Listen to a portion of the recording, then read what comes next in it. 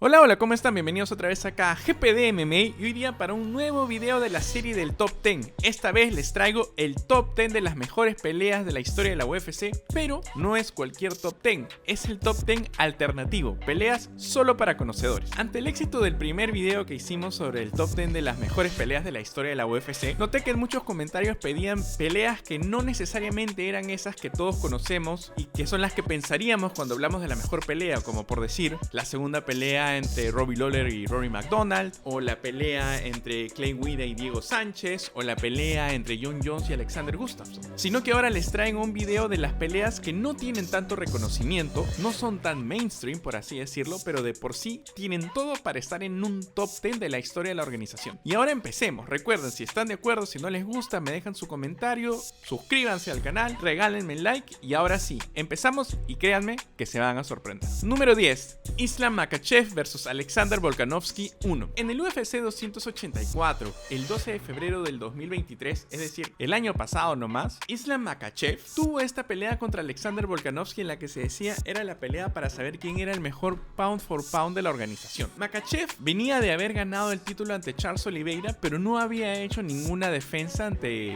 un peleador de la misma categoría. Y Volkanovski venía de haber arrasado a toda su competencia. Tenía victorias contra Max Holloway, contra Brian Ortega, entre otros. Y es así que la UFC decide poner frente a frente a los dos peleadores más dominantes de la organización en ese momento. La pelea inició con un Makhachev agresivo, que buscó derribos desde el primer asalto. Volkanovski, sin embargo, ya conocido por su habilidad de striking, su resistencia y sobre todo también su excelente lucha, mostró un juego de pie tremendo. No solo logró defender los takedowns de Makhachev, sobre todo a partir del segundo y tercer round, sino que logró conectar al ruso con combinaciones rápidas y lo empezó a lastimar, que era algo que nunca se había visto en las peleas de Islam Makhachev. A medida que fue avanzando el combate, Makhachev vuelve a lograr derribar a Volkanovski. De hecho, lo hace varias veces, pero el australiano se levanta una y otra vez y en ningún momento estuvo cerca de estar sometido o de caer ante el ground and pound del ruso. En el último round, Volkanovski mostró su increíble cardio y le puso toda la presión al ruso y empezó a buscar la finalización de la pelea. Conectó un montón de rectos y de ganchos precisos e incluso lo mandó al ruso al piso. Makhachev, con la espalda baja, mirando el reloj, termina la pelea pidiendo auxilio porque muchos dicen que si la pelea duraba 10 a 20 segundos más, Alexander Volkanovski hubiera finalizado al protegido de Khabib. Al final, la decisión dictó un triunfo unánime para Islam Makhachev, pero fue una pelea que estuvo llena de controversia, pero sobre todo estuvo llena de aplausos porque fue un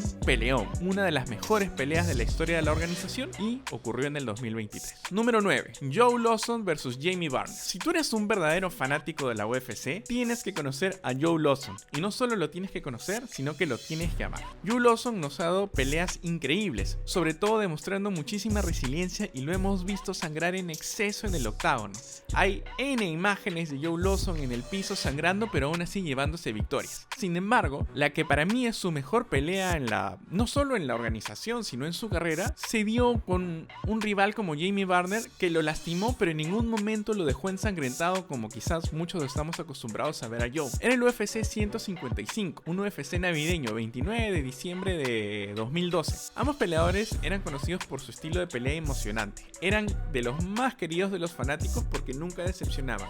Ganen o pierdan, siempre daban un espectáculo. Lawson, de hecho, en esta oportunidad estaba buscando volver a la senda del triunfo, mientras que Varner ya quería establecerse como un contendiente en la división, y tener en su currículum un nombre como Lawson le iba a permitir lograr este objetivo. La pelea arranca y de frente salen a intercambiar. Empiezan a lanzarse golpes desde el primer conecto y de hecho es Jamie Varner quien termina conectando una serie de golpes, incluyendo uppercuts que lo mandaron a Lawson casi al piso. Pero Joe responde con su impresionante habilidad en el suelo, logrando defenderse y tratar de someter al norteamericano. Bueno, ambos son norteamericanos, pero en este caso su rival norteamericano. En el segundo round, Lawson, de pie, logra tomarle la espalda a Varner, pero Varner se lo saca y lo empieza a atacar y lo empieza a lastimar con una serie de codazos de pie. De hecho, en el tercer round, Varner pisa el acelerador y vuelve a atacar a Lawson y le conecta 3 codazos seguidos. Joe, tambaleando, empieza a retroceder y Varner ve la oportunidad y lo lleva al piso, pero este fue su peor error. Ni bien aterrizaron, Lawson le hace un sweep y lo invierte y termina por encima y empieza a castigar al norteamericano y rápidamente pone el triángulo. Jamie Varner trata de moverse, se escapa, se da la vuelta, ya Joe Lawson Lawson desde abajo termina de ajustar el triángulo y se lleva la victoria por sumisión en el tercer round. En un giro dramático,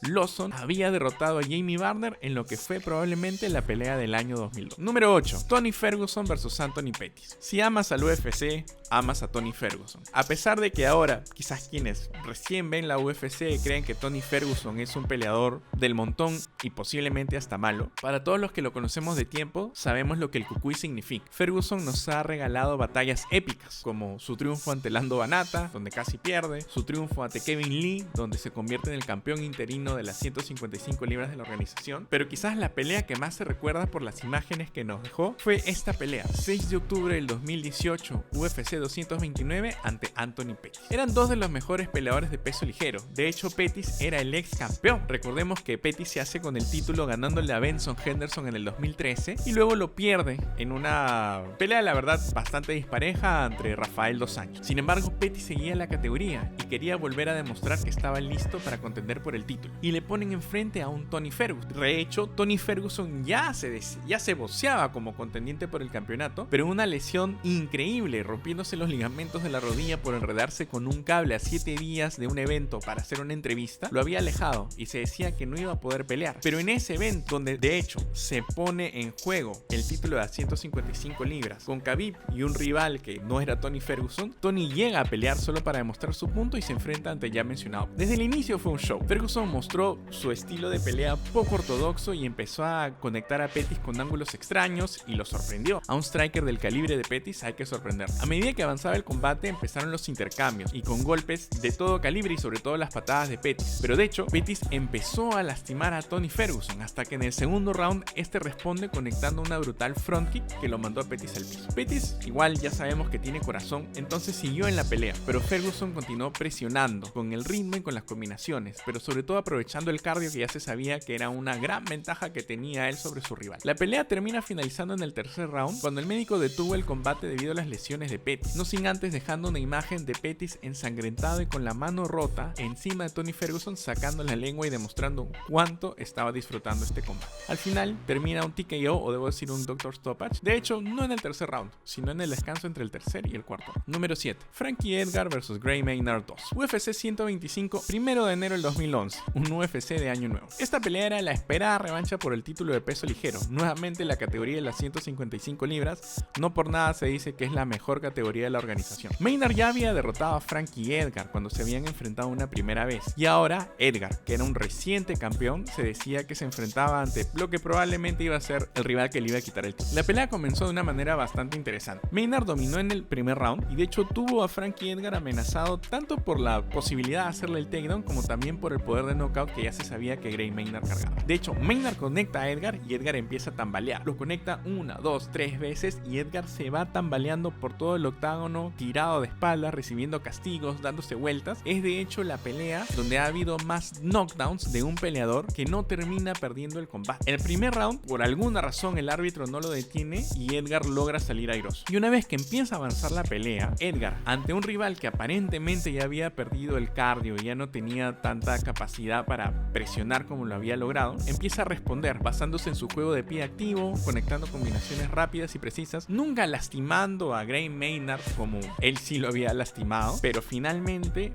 logra empezar a cambiar el desarrollo de la pelea y llevarlo hacia su molino. En el tercer round, Edgar domina con una serie de combinaciones de boxeo y esto es lo que probablemente le posibilita llevarse un empate, y al ser empate y ser el campeón retiene el título en una de las mejores peleas por campeonato de la historia de las 155 libras. Recordemos que en el tercer enfrentamiento Edgar finaliza a Maynard rápidamente. Número 6. Matt Hughes vs Trick 2. Era el UFC 52, ya esto es para los fanáticos más hardcore, el 16 de abril del 2005. Era una revancha muy esperada. Trick ya había sometido a Hughes en un primer enfrentamiento, pero ahora Hughes, el campeón de las 170 libras, la categoría peso welter, se veía como un rival impresionante, tenía una racha de victorias que de hecho termina construyendo una de las rachas de victorias más importantes de la categoría, y en esta oportunidad quería vengar la derrota. La pelea empieza con Trick aplicando bastante presión y buscando rápidamente derribo para tratar de someter a Hughes. Hughes, sin embargo, muestra su experiencia y tras una serie de intercambios logra él ser quien derriba a Trick. En un momento crucial, Trick empieza a castigar a Hughes, lo lleva contra la jaula, Hughes cae al piso, le empiezan a caer los golpes, pero Mario Yamasaki decide no terminar la pelea. Hughes queda atrapado en una guillotina, el Guillotine Choke, pero logra escapar y de la manera dramática nos da una de las imágenes más impresionantes de la historia. Levanta a Tree, lo lleva de un lado a otro del octágono y le hace un takedown que probablemente le quita todo el aire. Luego, rápidamente, le toma la espalda y lo finaliza vía Rear Naked Choke. Y así asegura su victoria y probablemente cimenta su legado como uno de los campeones más impresionantes de la categoría de las 170 libras. Número 5. Alexander Volkanovski vs Brian Ortega. UFC 266, 25 de septiembre de 2021. Alex Volkanovski, el australiano campeón de peso pluma y para muchos el mejor peso pluma de la historia, se enfrentaba a Brian T-City Ortega en una esperada pelea. Volkanovski ya había barrido con toda su competencia ante este momento, entonces se decía que Ortega era quien finalmente podría quitarle el campeonato. Recordemos que Ortega ya había peleado por el cinturón de la categoría en una ocasión, pero había caído en una brutal paliza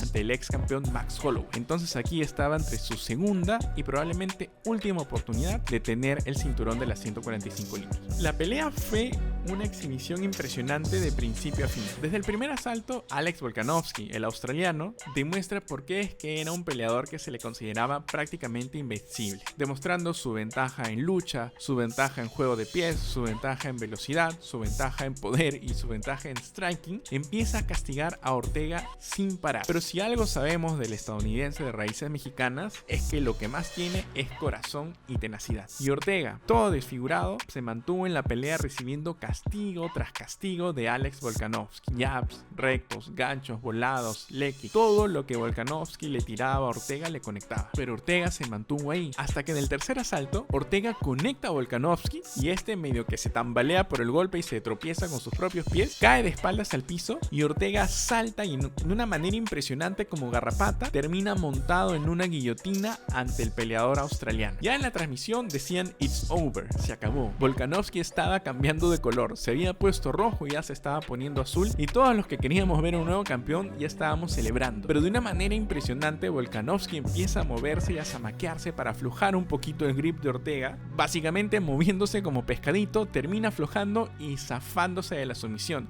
Se voltea y empieza a castigar a Ortega con una serie de ground and pound. Pero Ortega no se rinde, inmediatamente hace honor a su nombre T-City, porque es Triangle City, y le cierra un triángulo y nuevamente decían "It's over", se acabó. Pero nuevamente el australiano se libera de la pelea y vuelve a castigar a Ortega. Al final, en el cuarto y el quinto round, Brian no tuvo mucho más que hacer y simplemente siguió recibiendo castigo del campeón. De hecho, hasta en un momento creo que ya valía la pena tirar la toalla, pero nos terminó regalando una de las mejores peleas de la categoría peso pluma y Alex Volkanovski seguía siendo campeón de la categoría. Número 4. Gilbert Burns vs Khamzat Chimaev. 9 de abril de 2022. Estamos en la época post pandemia en el UFC 273. Khamzat Chimaev se había convertido en una sensación por su impresionante rendimiento en las peleas anteriores. Ya en pandemia había llamado la atención por hacer peleas a una velocidad impresionante. No solo el tiempo en el que finalizaba las peleas, nunca pasando en el primer round y en algunos casos ni siquiera pasando el primer minuto, sino porque en menos de un mes o 2 meses ya estaba nuevamente en el octágono y en categorías diferentes. Chimaev en este momento tenía peleas ganadas en las 185 libras y en las 170 libras, pero es en esta categoría, en la categoría de peso welter, donde todos lo queríamos ver, porque ante un campeón tan dominante como Kamaru Usman se decía que solo un luchador de las características de Chimaev podría quitarle el campeonato. Es así que finalmente Khamzat recibe la oportunidad de pelear ante un nombre importante en la división y le ponen delante al brasilero Gilbert Burns. Burns ya había sido retador al título, había perdido justamente ante Kamaru Usman en una pelea que estuvo a punto de ganar en el primer round, pero no lo consiguió y terminó cayendo derrotado y finalizado en el tercero. Pero sin embargo, era un peleador de un calibre impresionante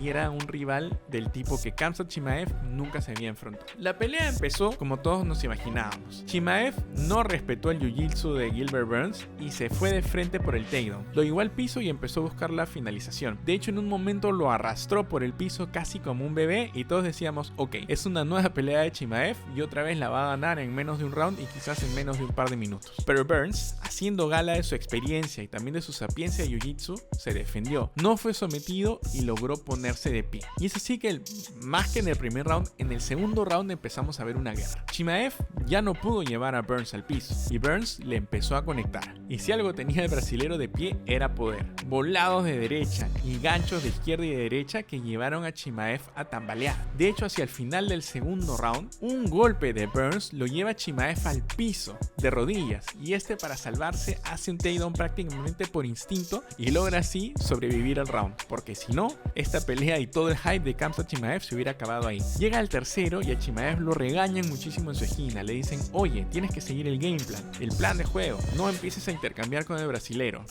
aprovecha que eres más grande, que tienes más alcance, mantén tu distancia con jab y rectos y llévate la pelea. Y esto hizo Chimaev, dejó de buscar la finalización, dejó de ir al palo y palo e hizo gala de un boxeo, si bien rudimentario, pero de todas maneras ordenado, y así se terminó llevando una de las mejores peleas del año 2022 y la pelea que le dio la oportunidad luego de pelear contra Kamaru Usman, aunque finalmente ya todos sabemos lo que pasó y Chimaev terminó haciendo esta pelea en las 185 libras. Número 3. Israel Adesanya vs Kelvin Gastelum. 13 de abril del 2019, UFC 239. Esta es la mejor pelea del año 2019, al menos en mi opinión. Israel Adesanya, en ese momento un prometedor talento de la división de peso medio, se enfrentaba a Kelvin Gastelum, que era un peleador que había pasado de tener problemas para dar el peso en peso welter a hacerse de un nombre en las 185 libras. Y en esta oportunidad, ambos luchadores se enfrentaban por el título interino de la organización. Adesanya básicamente quería solidificar el estatus que ya muchos le daban como un potencial campeón, mientras que Gastelum mostraba buscar que